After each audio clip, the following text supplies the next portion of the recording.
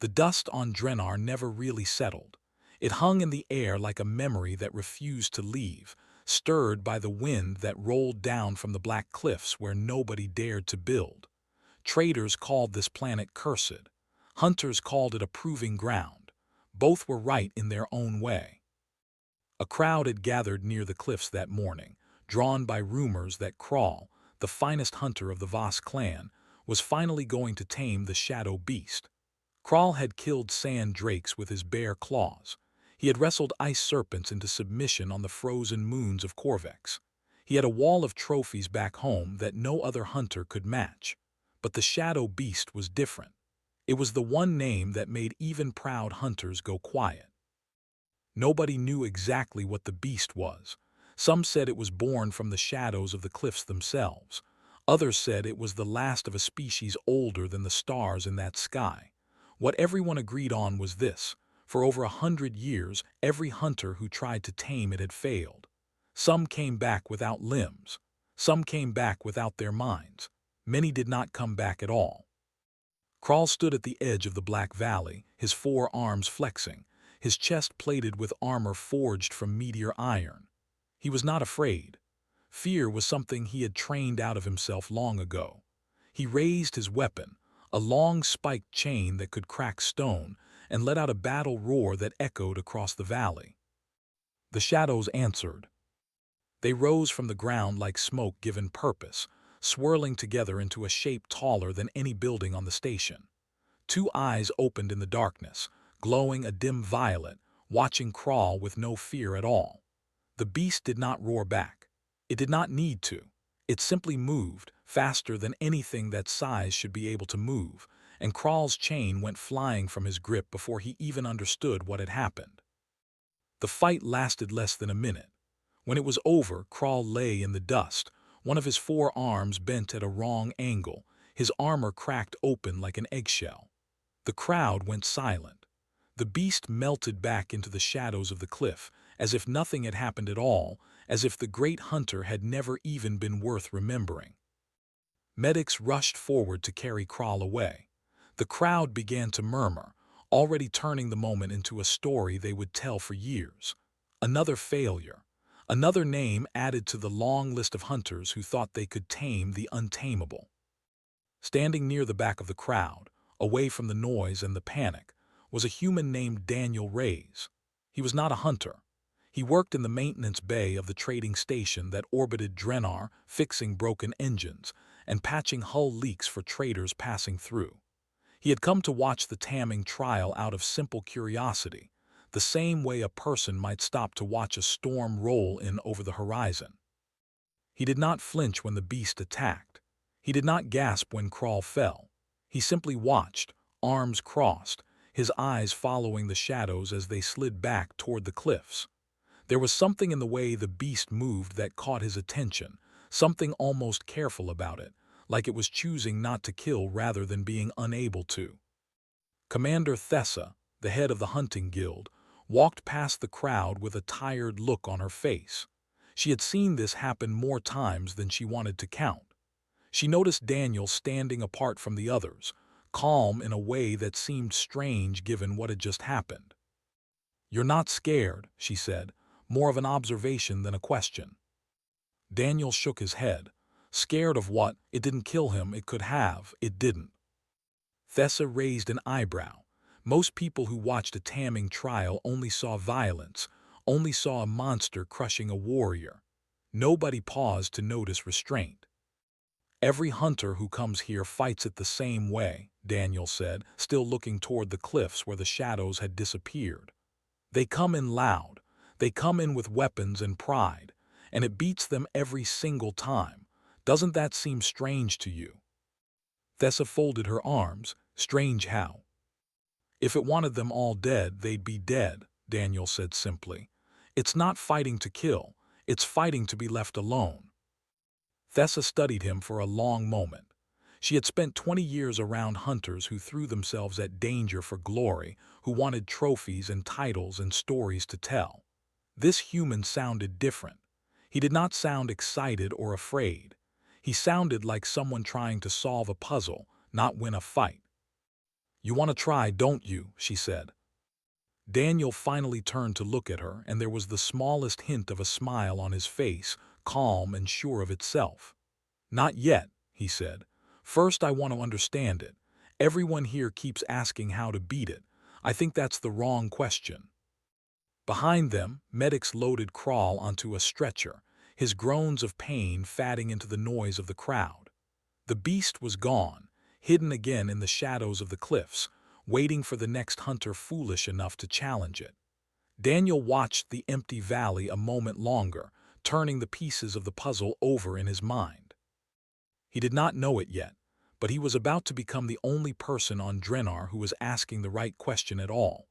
Word traveled fast on a small trading station, faster than any ship could fly.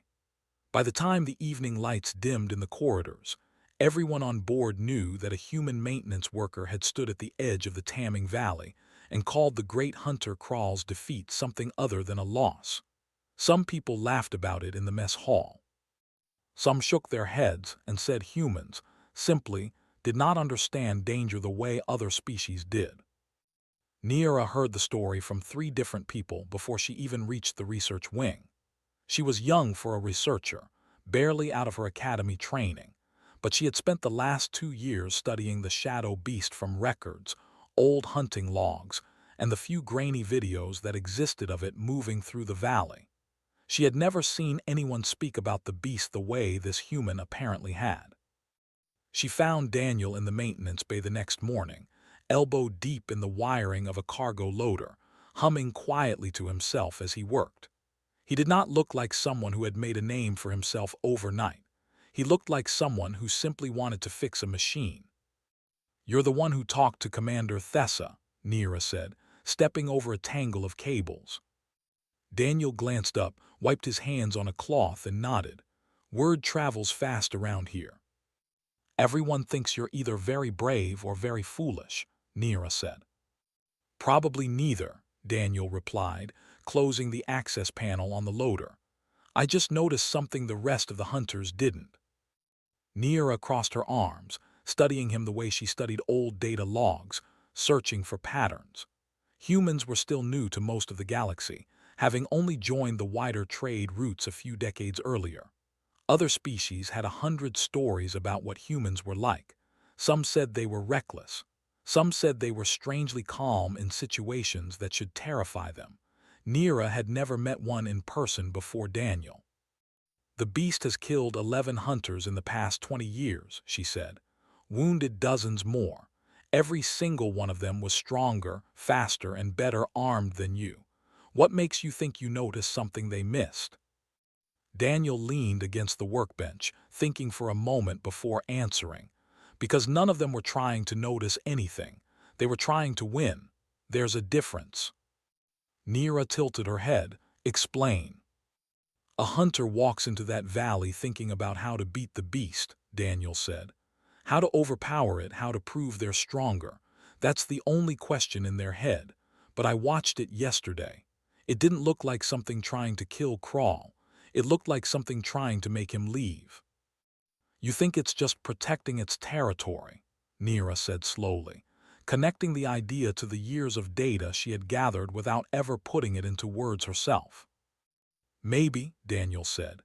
"Every time someone comes in loud with weapons raised, shouting and swinging, the beast responds with more force. But nobody has ever tried walking in without a weapon. Nobody has ever tried not fighting back."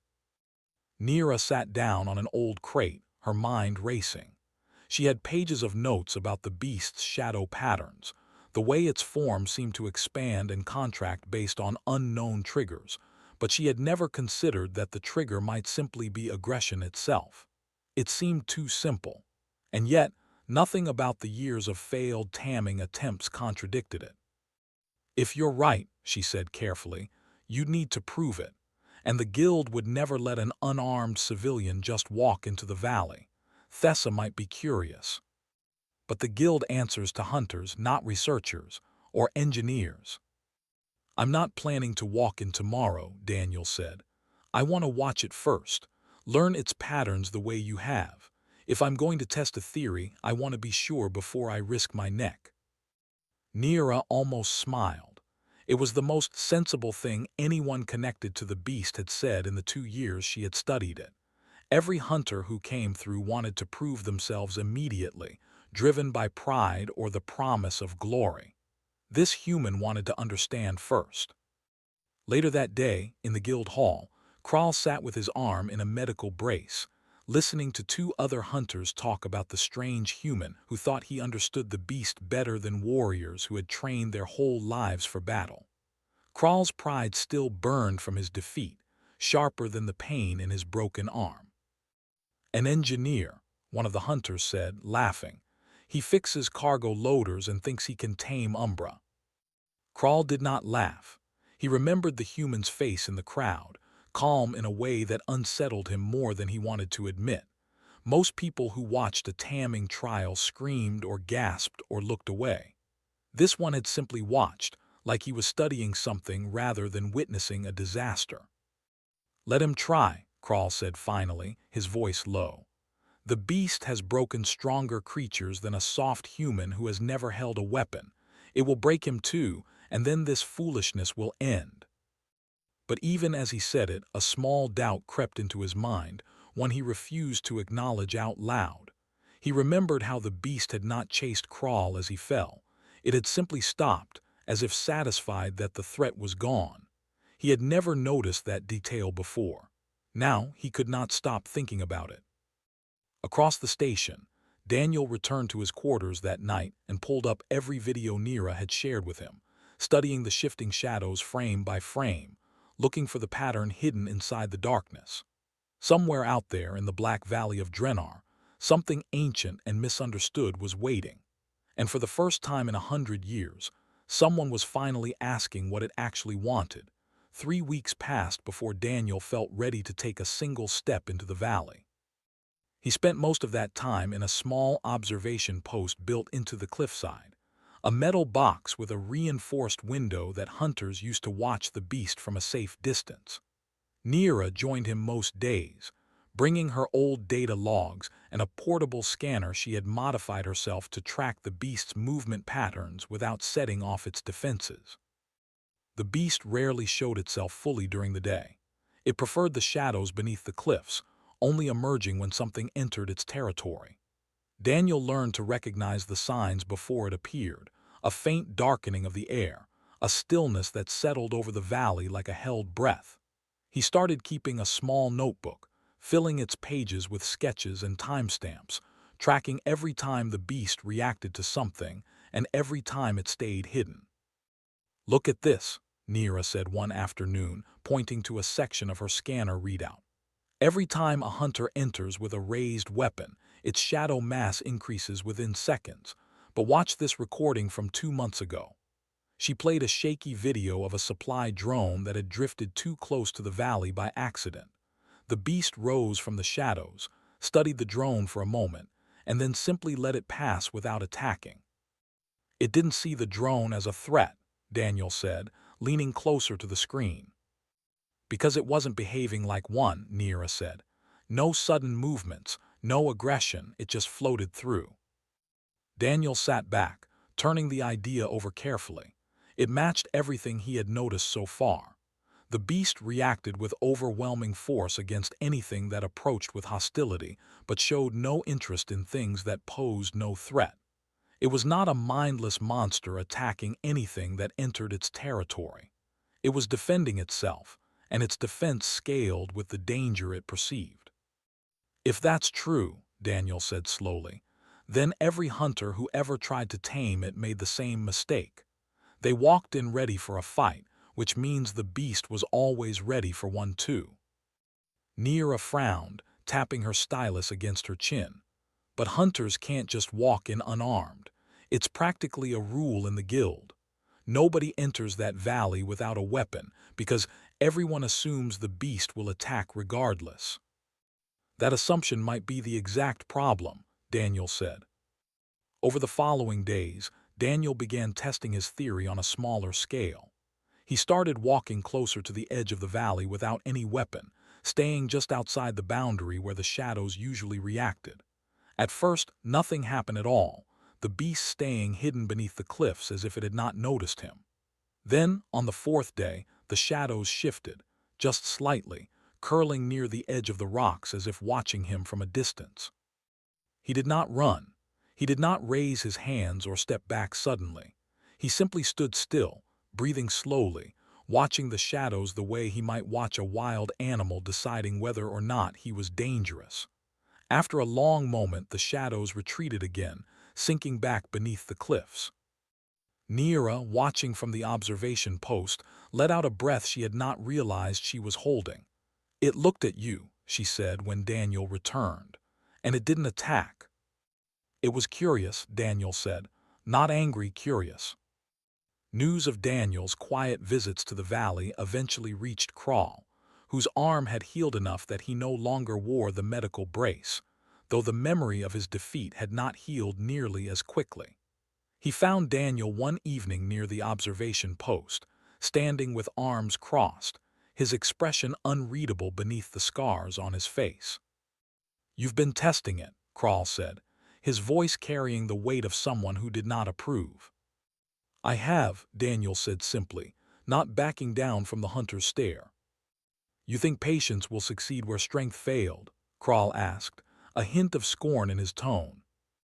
Daniel considered the question honestly before answering. "I think strength was never the answer to begin with. Every hunter who challenged it assumed dominance was the only language it understood. I don't think that's true." Crawl's jaw tightened. He had spent his entire life believing that strength solved every problem worth solving. The idea that a soft-handed engineer might understand something he did not was almost insulting. And yet, he could not forget the way the beast had stopped attacking the moment he fell, as if satisfied that the threat had ended rather than eager to finish him off. "If you die out there," Crawl said finally, "no one will mourn a fool who thought smiling at a monster would save him." "I'm not planning to die," Daniel said calmly, "and I'm not planning to smile at it out of foolishness either. I'm trying to understand it the same way you'd study an opponent before a real fight. The difference is, I don't think it's my opponent at all." Crawl turned and walked away without another word, though the doubt that had been growing inside him since the day of his defeat only grew heavier. He had spent his whole life believing the Shadow Beast was simply an unbeatable monster, a mountain of danger no one could ever hope to tame. But watching the human calmly study it, day after day, without fear and without weapons, planted a question in his mind he could not easily dismiss. What if the beast had never been the problem at all? What if every hunter, including himself, had simply been asking the wrong question the entire time? That night Daniel reviewed his notes one final time, comparing weeks of observation against Neera's older data. Every pattern pointed toward the same conclusion. The beast was not senselessly violent. It was reacting to fear and aggression with matched intensity, escalating only when threatened. If he was going to approach it for real, he needed to walk in with neither fear nor aggression, just calm and quiet patience. He closed his notebook and looked out toward the dark cliffs of Drenar, where somewhere in the shadows, the beast waited, misunderstood by 100 years of hunters who had never once tried simply being still. The morning Daniel decided to make his first real approach. The wind over the black cliffs was unusually calm, as if the entire planet was holding its breath along with him.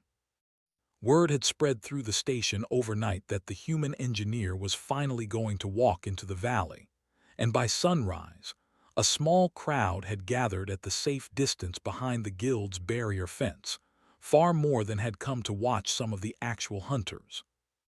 Commander Thessa stood near the front of the crowd, arms crossed, her expression caught somewhere between curiosity and concern. She had allowed Daniel this attempt only because he had asked for nothing more than permission to walk to the edge of the valley unarmed. No formal trial, no guild recognition, just an unarmed man and a theory nobody else had dared to test. "You understand this isn't a real taming attempt," Thessa said as Daniel checked the strap of his small backpack, the only thing he carried besides his own 2 hands. "If it decides to end you, the guild has no obligation to interfere." "I know," Daniel said. "I'm not asking for protection. I'm asking for the chance to be wrong safely or right safely. Either way, I want to see what happens without anyone jumping in and changing the outcome." Neera stood a few steps away, her scanner already recording, her knuckles white as she gripped the device tightly. She had spent weeks helping him prepare for this exact moment, yet now that it was actually happening, the weight of what could go wrong pressed down harder than she expected. Crawl watched from the far edge of the crowd, arms crossed, his face unreadable. He had told himself he came only to witness the humans' inevitable failure, a lesson in humility for those who thought patience could replace strength. But some quieter part of him hoped, without wanting to admit it, that the human might actually be right. Daniel walked toward the boundary of the valley alone, leaving the crowd and its nervous silence behind him. The black cliffs rose ahead, casting long shadows across the dusty ground despite the early hour. He stopped several meters before the point where past hunters had usually raised their weapons and shouted their challenges. Instead, he simply stood still, letting his arms hang loose at his sides, his breathing slow and even. For a long moment, nothing happened. The valley remained silent except for the faint whistle of wind curling around the rocks. Then, the shadows near the base of the cliffs began to shift, slowly gathering together, rising taller and taller until the massive shape of the beast emerged fully into view. Its violet eyes locked onto Daniel immediately, glowing faintly in the gloom. The crowd behind the barrier fence went completely silent. Neera stopped breathing. Even Crawl, despite himself, leaned forward slightly. The beast did not charge. It moved slowly instead, almost cautiously, its massive form flowing like liquid darkness across the ground as it studied the human standing calmly before it. Every past hunter had met this moment with a weapon raised, a shout of challenge, a surge of aggression meant to prove their strength. Daniel did none of that. He simply stood there, watching the beast the same way he had watched it from the observation post for weeks, calm and unthreatening. The beast stopped several meters away, towering over him, its shadowy form rippling like smoke caught in a slow current. Daniel could feel the weight of its presence pressing against the air itself, an ancient power that had crushed some of the strongest warriors in the region. And yet he did not step back. He did not raise his hands defensively. He simply exhaled slowly and allowed a small, calm smile to form on his face, not out of arrogance, but out of genuine curiosity and respect. The beast tilted its massive head, almost as if confused by what it was seeing. It had spent 100 years meeting every visitor to this valley with the same pattern. Aggression met with greater aggression, fear met with overwhelming force. Nothing in its long memory had prepared it for someone who simply stood still and smiled. Long seconds passed. The wind stirred the dust between them. Somewhere behind the barrier fence, someone in the crowd whispered something too quiet to hear, quickly hushed by those around them. Neera's scanner beeped softly, capturing data no one had ever recorded before, a peaceful standoff between the beast and a human who refused to fight. Slowly, cautiously, the beast lowered itself slightly, its massive form shrinking just a little, the tension in its shadowy edges softening. It was not submission. It was not surrender. It was something closer to reconsideration, like a creature realizing that the story it had believed for 100 years might not be entirely true. Daniel took one small step backward, deliberately slow, showing no fear and no urgency. The beast watched him retreat without moving to stop him, its violet eyes following his every motion until he crossed back over the boundary of the valley and rejoined the stunned silence of the crowd. The moment he stepped past the barrier fence, the crowd erupted into a wave of murmurs and disbelief. No hunter in 100 years had walked away from a direct encounter with the shadow beast without violence. Thessa stared at Daniel with an expression that mixed shock and something close to respect. Neera ran forward, nearly dropping her scanner in her excitement, already scrolling through the fresh data it had recorded. Crawl remained silent at the edge of the crowd, watching the shadows retreat back beneath the cliffs, his mind turning over everything he thought he understood about strength and dominance. For the first time since his own defeat, the doubt inside him solidified into something close to certainty. Maybe the beast had never wanted a fight to begin with. Maybe every hunter, himself included, had simply been too proud to notice. Daniel adjusted the strap of his backpack, his heart finally slowing back to its normal pace now that the encounter was over. He had not tamed the beast. Not yet. But he had done something no one else ever had. He had proven, in front of everyone, that the creature everyone feared could choose peace when given the chance. It was only the beginning, but for the first time in 100 years, the story of the Shadow Beast had changed. The guild hall had never seen a debate quite like the one that broke out the day after Daniel's encounter in the valley. Hunters who had spent decades chasing glory through strength argued loudly over what they had witnessed, some insisting it was luck, others quietly wondering if everything they believed about taming the beast had been wrong from the start. Commander Thessa sat at the head of the long table, listening to the noise with a patience that was clearly wearing thin. He didn't tame it, one older hunter argued, slamming a clawed hand against the table. He walked up, stood there, and walked away. That's not taming, that's luck. Luck doesn't explain why the beast lowered itself, Nira said, standing near the back of the room with her data pad held tightly against her chest. She rarely spoke up in guild meetings, but the results from her scanner were too important to stay quiet about. I have the readings. Its aggression markers dropped the entire time Daniel stood there. That's not luck.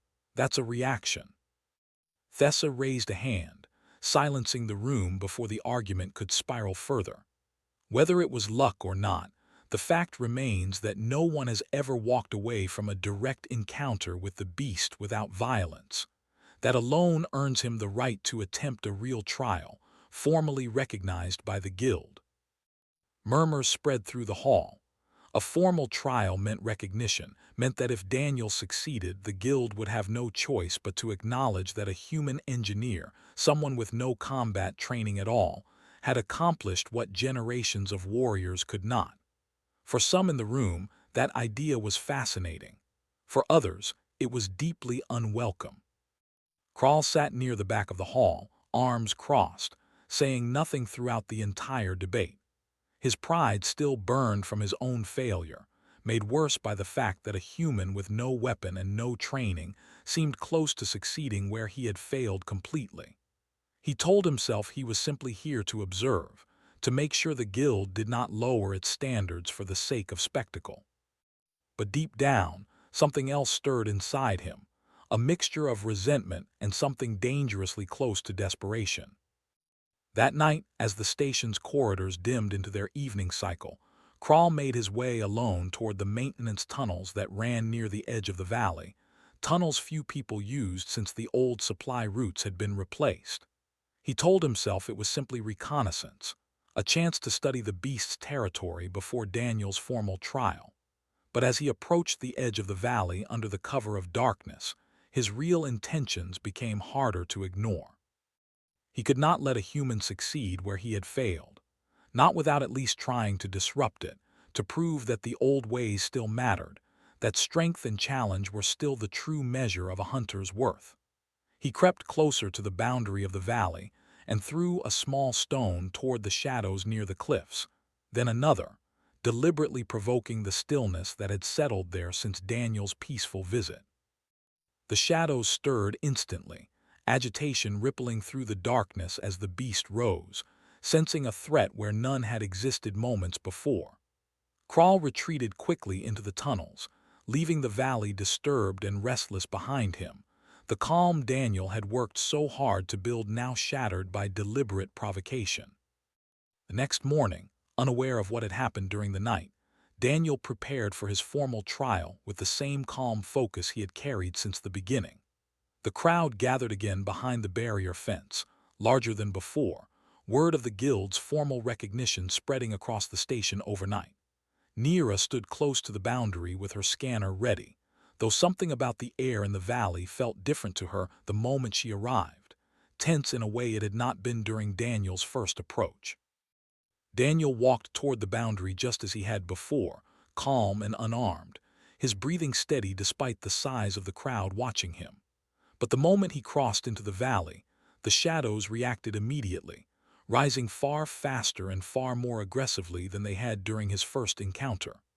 The beast emerged already agitated, its form larger and darker, its violet eyes burning with a wariness that had not been there before.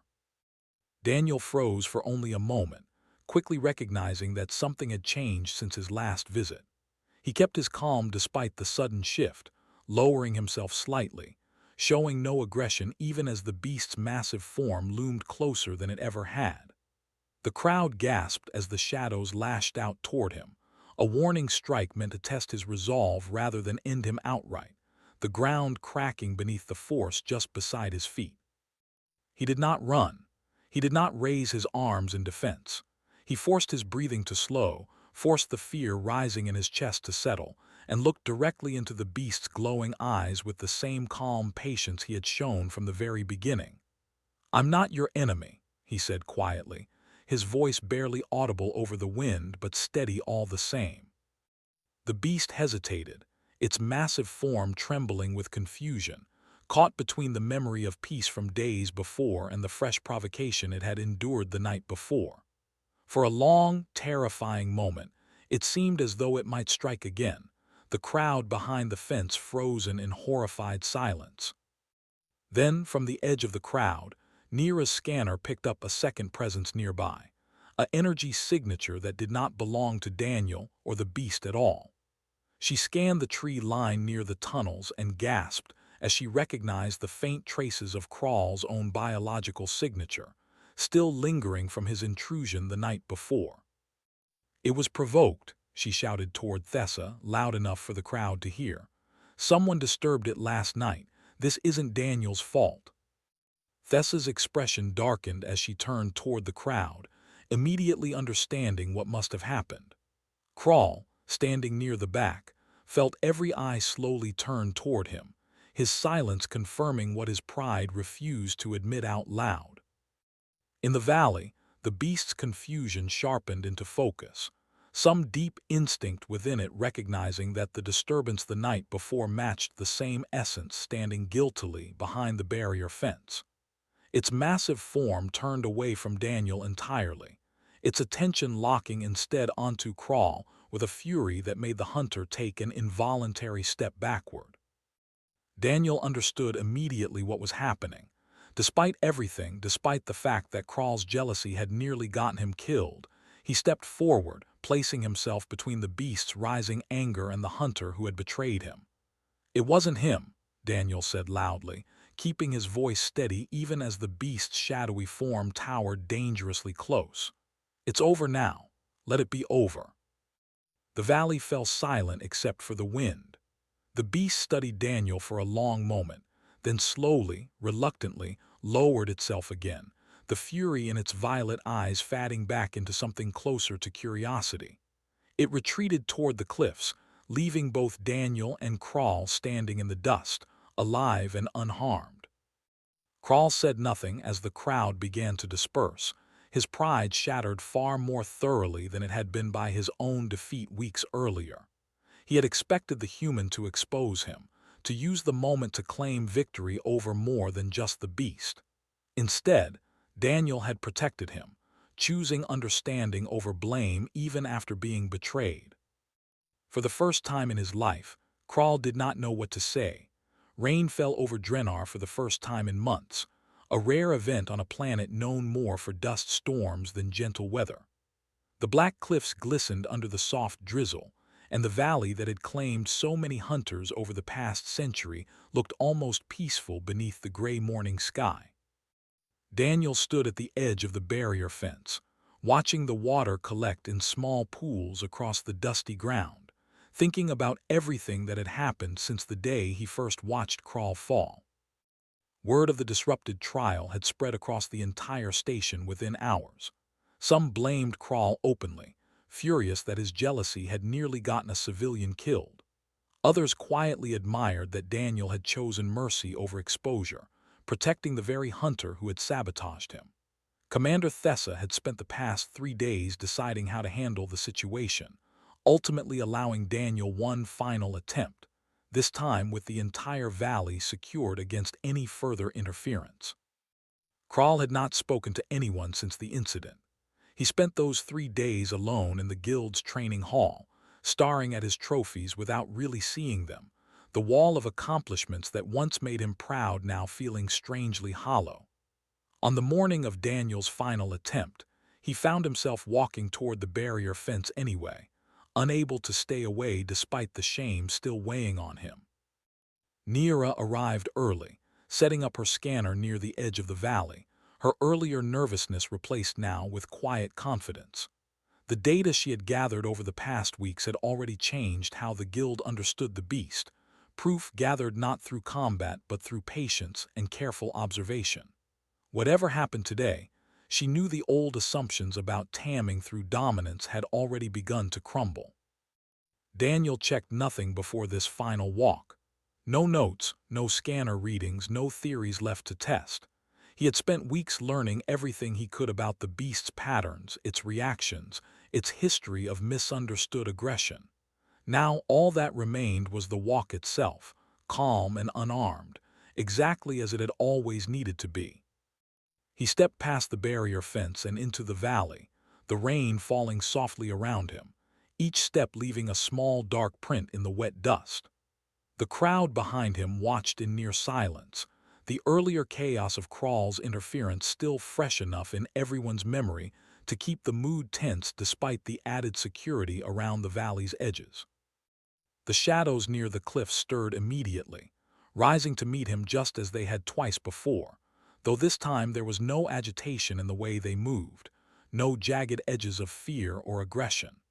The beast emerged slowly, its massive form settling into a calmer shape than the crowd had ever seen, its violet eyes finding Daniel immediately across the wet valley floor.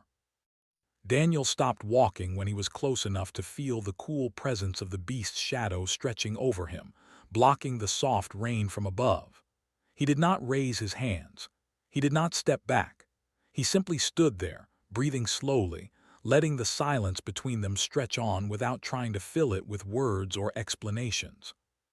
Then, exactly as he had during their very first meeting, he smiled. It was not a smile of triumph or victory. It was not the smile of someone trying to prove a point in front of a watching crowd. It was simple and honest, the same smile he might have given a nervous animal he was trying to comfort, or a stranger he was meeting for the first time with nothing but goodwill. The beast studied him for a long moment, its massive form completely still, the rain falling silently through the edges of its shadowy shape. Something shifted in the air between them. Slowly, the beast lowered its massive head until it was almost level with Daniel, close enough that he could feel the cool energy radiating from its shadowy form. It did not attack. It did not retreat. It simply stayed there, studying him with what could only be described as quiet acceptance, 100 years of misunderstood violence finally settling into something closer to peace. Daniel reached out slowly, giving the beast every chance to pull away if it wanted to.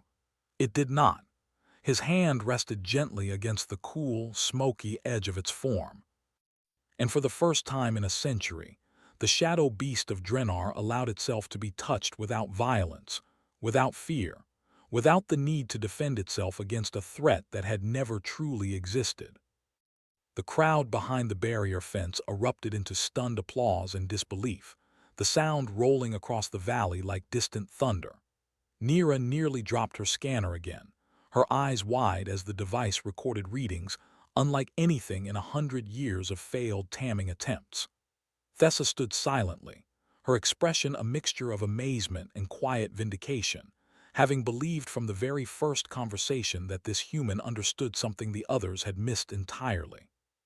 Kral watched from the edge of the crowd, rain soaking through his armor, his pride finally settling into something quieter and more honest than anger. He thought about every battle he had ever won through strength, every trophy on his wall earned through dominance and force.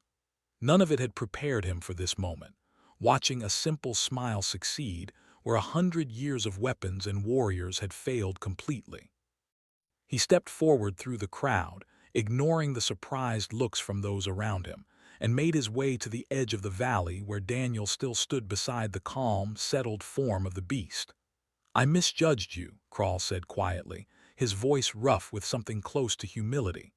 "I thought strength was the only language worth understanding. I was wrong." Daniel looked at him without judgment, the same calm expression he had carried since the very beginning. "Strength isn't useless," he said. "It's just not the only answer. Sometimes the bravest thing you can do is choose not to fight at all." Crawl said nothing more, simply nodding once before stepping back to let the moment belong fully to Daniel and the beast beside him. Overhead, the rain began to ease, sunlight breaking softly through the gray clouds for the first time in weeks, catching on the smooth, dark edges of the beast's form like light reflecting off still water. News of what happened on Drenar spread quickly across the trade routes, carried by merchants and travelers eager to share the impossible story. A creature that had defeated the strongest hunters for 100 years had finally been tamed, not through weapons or dominance, but through patience, understanding, and a simple, honest smile. Many species across the galaxy struggled to believe it at first, certain that strength alone determined the outcome of every battle worth telling. But on Drenar, where the black cliffs still stood tall against the horizon and the shadows still moved gently among the rocks, the truth was plain for anyone willing to see it. The shadow beast walked freely beside Daniel now, no longer feared, no longer misunderstood, a quiet reminder that sometimes the greatest victories come not from proving how strong you are, but from proving how little you need to prove at all. And across the wider galaxy, humans, once dismissed as physically unimpressive newcomers to the stars, gained a strange new reputation among the older species.